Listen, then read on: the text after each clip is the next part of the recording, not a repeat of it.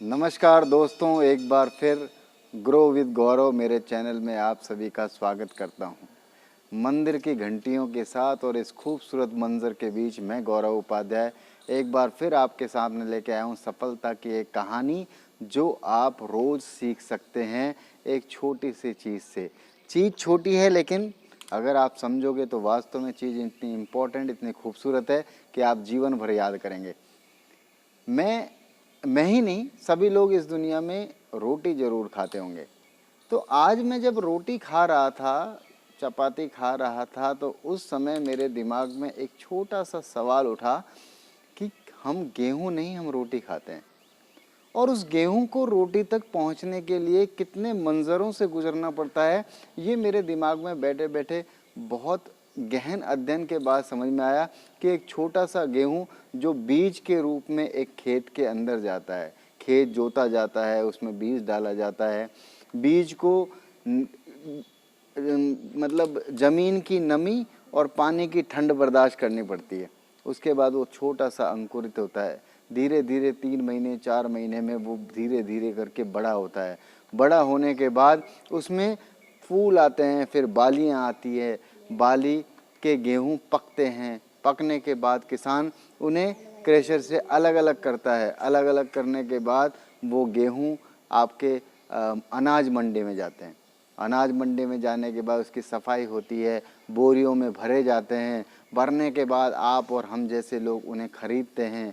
खरीदने के बाद उनको धोते हैं, उनको साफ़ करते हैं, उनको सुखाते हैं और सुखाने के बाद उनको चक्की पे भेजा जाता है।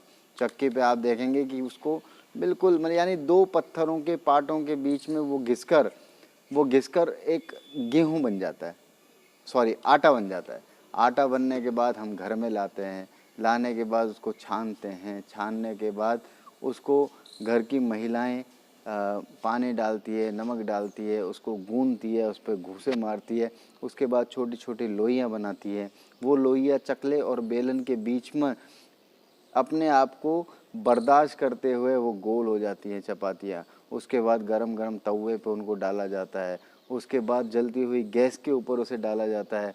तब जाके फूली फूली पतली पतली रोटियां आपकी प्लेट में मक्खन लग के आती है, तब आप उसे खाते हैं। तो दोस्तों, एक गेहूं को रोटी बनने में इतने संघर्षों का सामना करना पड़ता है, तो हम तो इंसान हैं, और हम इंसान हैं तो हमें एक साधारण आदमी से असाधारण इंसान बनने में कितने संघर्ष करने पड़ेंगे, वो बहुत ज़रूरी है।